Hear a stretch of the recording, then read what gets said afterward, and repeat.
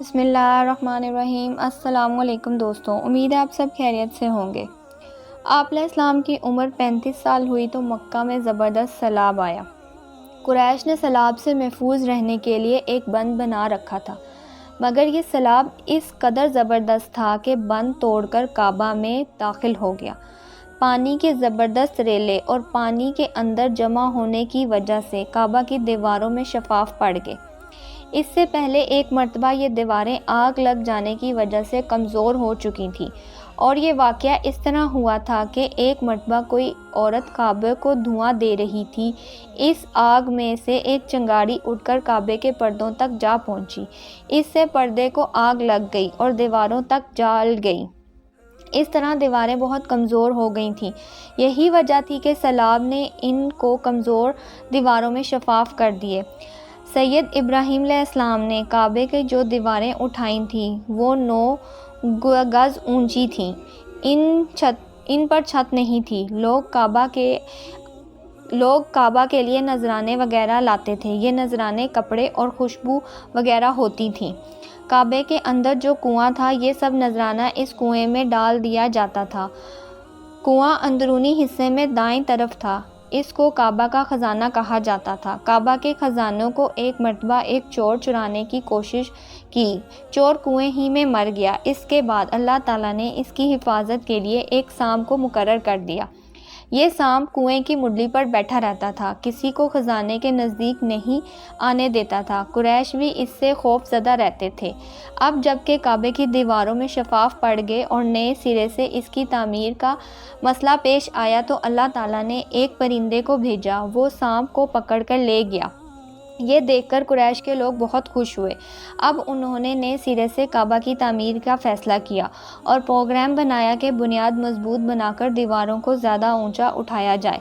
اس طرح دروازے کو بھی اونچا کر دیا جائے گا تاکہ کعبہ میں کوئی داخل نہ ہو، صرف وہی شخص داخل ہو جسے وہ اجازت دیں۔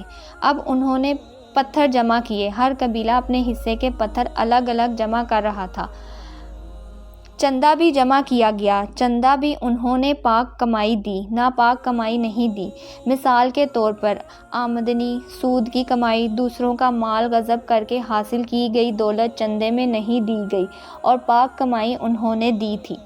ایک خاص واقعہ پیش آیا تھا جس سے وہ اس نتیجے پر پہنچے تھے کہ اس کام میں صرف پاک کمائی لگائی جائے گی۔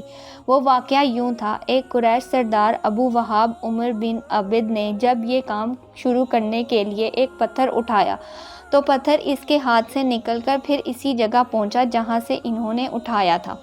اس پر قریش حیران و پریشان ہوئے۔ آخر خود ابو وہاب کھڑے ہوئے اور بولے: اے گروہ قریش، کعبہ کی بنیاد میں سود، پاک مال کی کوئی دوسرا مال شامل مت کرنا۔ بیت اللہ کی تعمیر میں کسی بدکار عورت کی کمائی، سود کی کمائی یا زبردستی حاصل کی گئی دولت ہرگز شامل نہ کرنا۔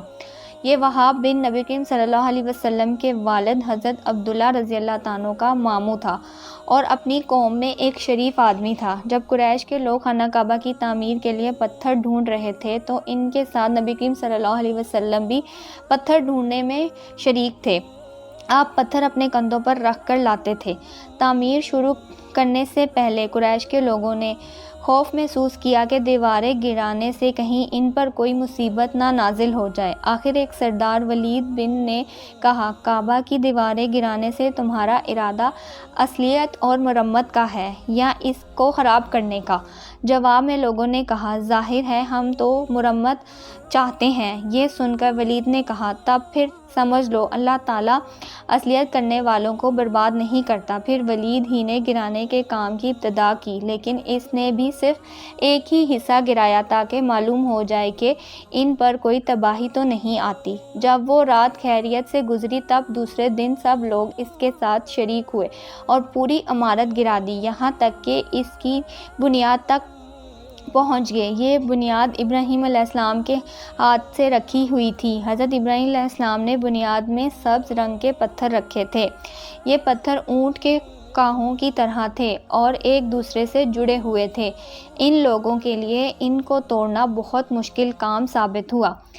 دائیں کونے کے نیچے سے قریش کو ایک تحریر ملی۔ وہ تحریر سرزانی زبان میں لکھی ہوئی تھی۔ انہیں سرزانی زبان نہیں آتی تھی۔ آخر ایک یہودی کو تلاش کیا کہ لایا گیا۔ اس نے وہ تحریر پڑھ کے انہیں سنائی۔ تحریر یہ تھی: میں اللہ ہوں، مکے کا مالک ہوں، جس کو میں نے اس دن پیدا کیا، جس دن میں نے آسمان و زمین کو پیدا کیا، جس دن میں نے سورج و چاند بنائے۔ میں نے اس کو یعنی مکہ کو 7 فرشتوں کے ذریعے گھیر دیا۔